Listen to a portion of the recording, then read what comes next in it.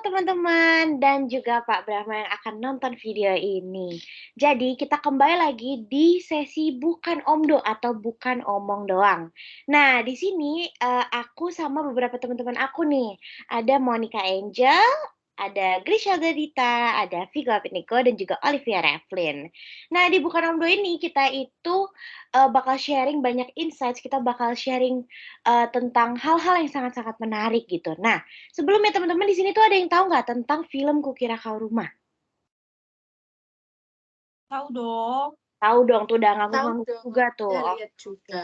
Nah, aku sedikit cerita ya tentang Kukira Kau Rumah dan kenapa kita milih topik ini hari ini. Jadi, Kukira Kau Rumah itu adalah film yang dirilis pada tahun 2020 dan yang berfokus kepada psikologis dan juga romansa. Wah, sangat relatable ya dengan zaman sekarang ya. Dengan dua pemeran utama. Yang paling pertama ada Niskala yang kena sorry bukan kena, tapi dia diagnosis dengan bipolar disorder. Juga dengan Niskala yang mempunyai background keluarga yang tidak smooth ya teman-teman kayak gitu. Jadi bagaimana kelanjutannya jadi akan kita bahas hari ini gitu. Nah, kebetulan aku dengar-dengar grup kita ini teman-teman di sini itu ada analisis film ini dengan analisis transaksional. Sebelum itu ada yang tahu nggak sih analisis transaksional itu apa? Aku sendiri masih bingung nih. Coba langsung aja deh, on mic yang tahu. Oke, aku coba bantu jawab ya. Apa sih analisis transaksional itu? Jadi, ini tuh sebuah pendekatan terapi ya, misalnya buat konseling gitu ya, yang menekankan pada hubungan interaksional, yaitu hubungan komunikasi antara seseorang dengan orang lain. Asumsinya itu pada dasarnya manusia mempunyai keinginan atau dorongan untuk memperoleh perhatian atau biasa dikenal dengan konsep stroke. Nanti kita akan bahas. Yang kedua, manusia itu memiliki kemampuan untuk memahami setiap keputusan yang telah diambil pada masa lalu dan kemudian dapat memutuskan kembali keputusan tersebut yang pernah diambil. Manusia memiliki kebebasan untuk memilih dalam tingkat kesadaran tertentu dan menjadi mandiri dalam menghadapi persoalan hidupnya. Nah, nanti analisis transaksional ini bakal dibagi menjadi beberapa bagian. Ada stroke, status ego parent, status ego adult, status ego child, transaksi, dan lain sebagainya. Gitu, Shannon. I see, I see, I see, I see. Jadi banyak ya bagiannya, nggak hanya cuma satu gitu. Berarti kebutuhan manusia atau sisi-sisi manusia itu tuh bisa dianalisis dari banyak hal gitu ya, Monica. Oke, coba tadi yang paling pertama itu aku dengar ada stroke. Stroke itu kalau nggak salah perhatian nggak sih? Coba siapa yang bisa bantu jelasin nih? Coba aku tunjuk Elda deh. Menarik banget nih, kayak dia udah siap banget ngomong nih. Oke, benar ya kayak yang dibilang Shannon tadi, stroke itu disebut juga perhatian. Nah, stroke ini dibedakan jadi dua nih ternyata. Yang pertama ada perhatian positif atau stroke yang positif, sama perhatian yang negatif atau stroke yang negatif. Nah, setelah aku nonton film ini nih, aku nemuin kalau ada contoh perhatian yang positif itu ada di ibunya Niskala sama teman-temannya Niskala. Jadi kan Niskala ini nggak boleh kuliah ya sama papahnya. Nah, tapi demi kebaikannya Niskala, biar Niskala bisa eksplor dunia luar, bisa dapat pendidikan yang baik, bisa lebih mengenal potensi dirinya, ibunya Niskala, teman-temannya Niskala itu berusaha melindungi Niskala dan memberikan dukungan. Nah, jadi dukungan ini bersifat positif maksudnya. Karena itu demi kebaikan Niskala gitu sih. Jadi memberikan dampak positif juga buat Niskala. Gitu kalau dari aku. Oke, oke, oke, oke. Thank you banget. Next nih kita tuh tadi membahas juga status ego parent ya dari sisi orang tua. Kira-kira gimana tuh? Ada yang bisa bantu lagi nih? Aku lagi deh. Oh, masih Elda. Oke, dia semangat banget sepertinya teman-teman untuk sharing di sini ya. Oke, lanjut, boleh. Oke, jadi status ego parents itu jadi sebuah sikap yang kita dapatkan dari orang tua gitu. Jadi status ego parents itu dibedakan jadi dua lagi nih kayak tadi. Yang pertama ada nurturing parents sama critical parents. Nah, kalau nurturing parents ini cenderung sikap orang tua itu yang mengayomi, lalu menemani, memberikan pertimbangan, melindungi gitu ya. Kalau critical parents ini cenderung agak keras gitu ya, lebih keras gitu karena bersikap melarang, terus ya pokoknya yang negatif gitu. Tapi tujuannya tetap positif, tapi di penerapannya itu agak keras gitu. Kalau nurturing kan halus. Jadi aku nemuin juga di film ini itu ada nurturing parents sama critical parents itu dalam satu keluarga, yaitu di keluarganya Niskala sendiri. Jadi ibunya Niskala ini punya sikap nurturing parents karena dia itu berusaha untuk menempatkan diri, memberikan pertimbangan, juga melindungi Niskala dari banyak hal gitu. Lalu yang ayahnya Niskala ini masuk ke critical parent karena ayahnya ini kan melarang Niskala untuk berkuliah, lalu keras gitu ya. Ya gitu sih yang aku temukan. Kebetulan banget di film ini di satu keluarga ada yang nurturing parents sama critical parents gitu. Oke, ternyata orang tua juga ada peranannya ya, dan itu juga dua peran tersebut bisa bertolak belakang banget dan ada di film Kukira Kau Rumah juga gitu. Oke.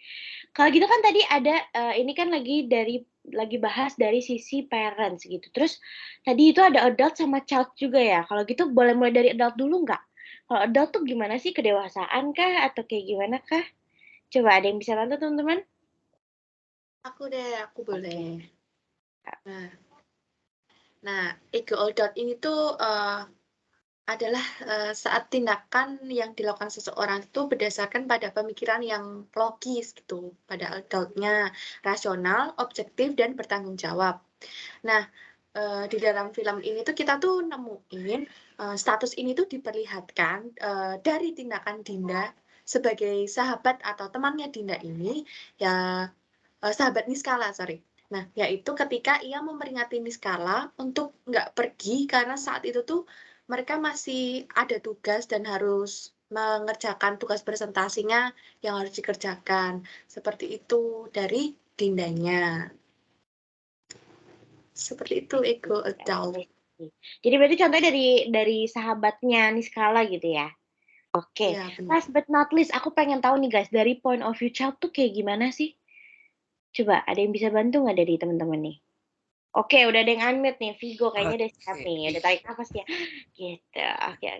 Saya bantu jawab ya, Yukiko. Oke. Oke, tadi udah adult, udah parent. Nah, sekarang bagian child-nya. Nah, child itu tindakan seseorang tersebut yang didasari pada reaksi emosionalnya. Itu tuh bisa dengan spontan, inisiatif ataupun reaktif ya. Nah, status ini tuh dalam film ini juga ditunjukin pada sifatnya Niskala ataupun tindakan-tindakannya Niskala yang bertindak itu tidak berpikir panjang, dia suka diam-diam keluar, pulangnya terlalu malam, ya kan, dan meninggalkan kewajiban-kewajiban dia yang seharusnya dia lakukan seperti yang di sekolah, sehingga dia kurang bertanggung jawab, begitu. Oke, ngerti. Oke, lanjut deh kita, biar nggak bosan ya nanti teman-teman kita yang nonton ya. Lanjut nih, kita itu ada transaksi tadi aku dengar, dan transaksinya itu tuh kebetulan tidak hanya satu, tapi ada 3. Oke, bisa lanjut lagi nih, siapa yang bantu aku dong? Aku Oke, boleh. Oleva Aku lagi. Nice. Nah, transaksi itu tuh merupakan proses komunikasi antara dua orang. Namanya aja juga transaksi ya. Nah, transaksi ini tuh ada 3 bagiannya, yaitu transaksi imbang, silang, dan terselubung. Nah, aku mau jelasin yang transaksi imbang dulu nih.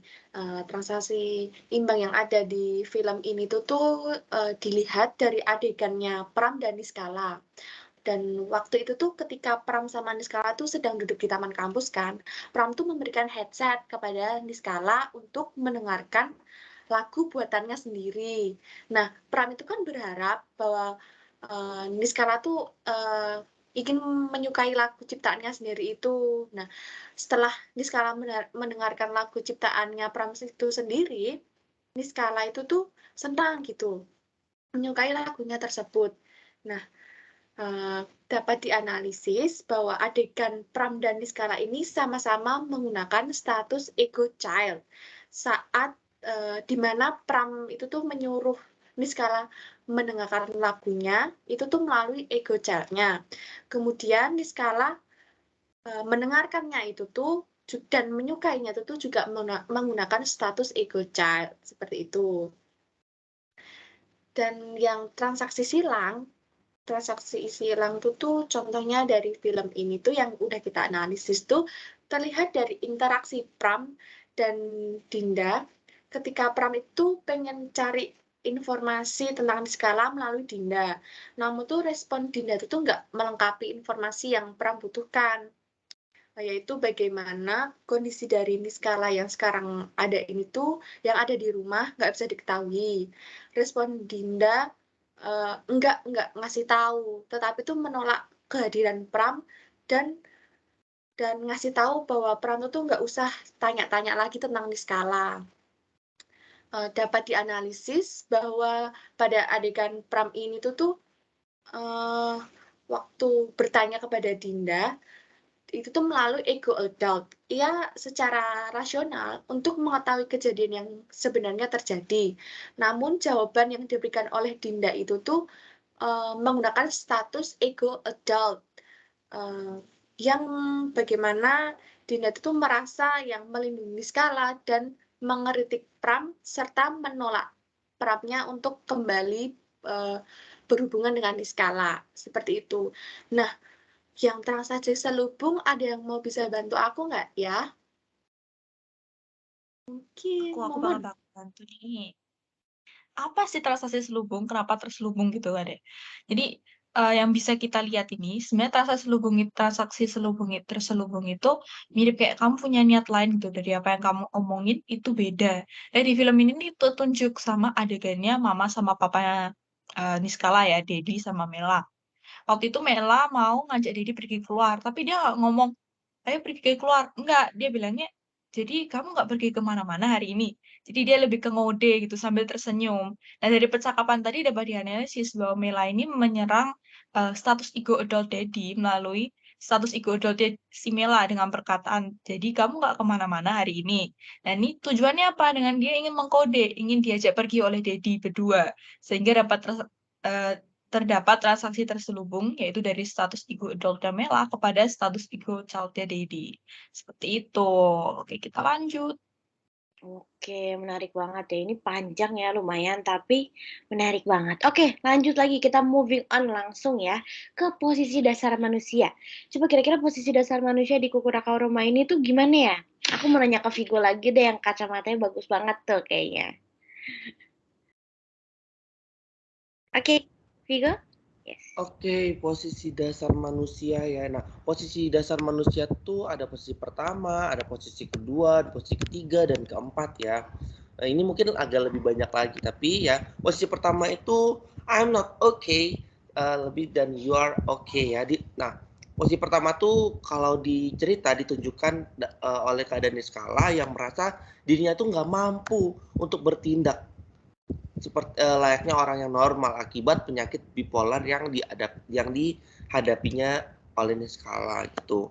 Yang pertama nih, posisi kedua itu I'm not okay, you are not okay. Nah, kalau di dalam film ditunjukkan melalui adegan Niskala yang mengalami tantrum ya. Di situasi ini ibunya Niskala memiliki kestabilan yang lebih tinggi dibandingkan Niskala ya. Nah, Ibu Niskala itulah yang menenangkan dan hadir secara emosional juga untuk Niskala yang sedang mengalami waktu yang susah itu. Nah, dan yang posisi ketiga nih, ada I'm okay tapi you are not okay. Nah, ditunjukkan dalam cerita ini tuh sikap Dedinya yang selalu ayah Niskala yang selalu menuntut Niskala untuk tidak bersosialisasi. Padahal kita tahu Niskala itu mau bersosialisasi, bahkan melarangnya untuk berkuliah. Ya, dan posisi terakhir, posisi keempat, I'm okay dan you are okay. Nah, di film ini tuh ketika Pram dan Niskala saling mengerti dan berada di dalam posisi yang sama. Tidak ada yang merasa dirugikan, adanya pengakuan terhadap satu sama lain dan memiliki hak yang sama. Gitu, Shannon. Oke. Nah, kalau gitu bisa dikonklusikan nggak teman-teman kira-kira pribadi yang sehat dan yang bermasalah di sini tuh gimana tuh maksudnya? Coba Monica Angel deh, Monik. Aku mau dengan Monik ngomong. Ya, jadi kita dapat kita dapat dikonklusikan ya bahwa berdasarkan analisis tadi, itu Pram dan Niskala ini sebenarnya masuk ke pribadi yang bermasalah ya, karena kedua tokoh tersebut itu masing-masing memiliki mental state yang kurang baik gitu. Kayak misalnya Pram dia kesepian karena ya istilahnya kayak dia ditinggal gitu, kurang diperhatikan sama orang tuanya, jarang hadir gitu. Dan Niskala ya dia sebenarnya merasa tertekan gitu karena dia dibilang, terdiagnosa bipolar gitu, terus dia kayak merasa tertekan, terkurung, apalagi karena papahnya yang sangat overprotective ya, jadinya dia kayak merasa terkurung di rumah, nggak boleh ke mana-mana, kuliah aja nggak boleh. Dan dia juga ingin ingin dirinya tuh anggap sebagai orang normal gitu. Gitu sih kalau menurut aku, Shannon. Oke, ya nangkep. Oke deh. Kalau gitu guys, biar kita banyak waktu untuk menyiapkan bukan omong doang sesi yang lainnya nanti, aku rasa sampai di sini dulu ya hari ini ya. Oke deh, terima kasih semuanya. Terima kasih. Iya. Terima kasih.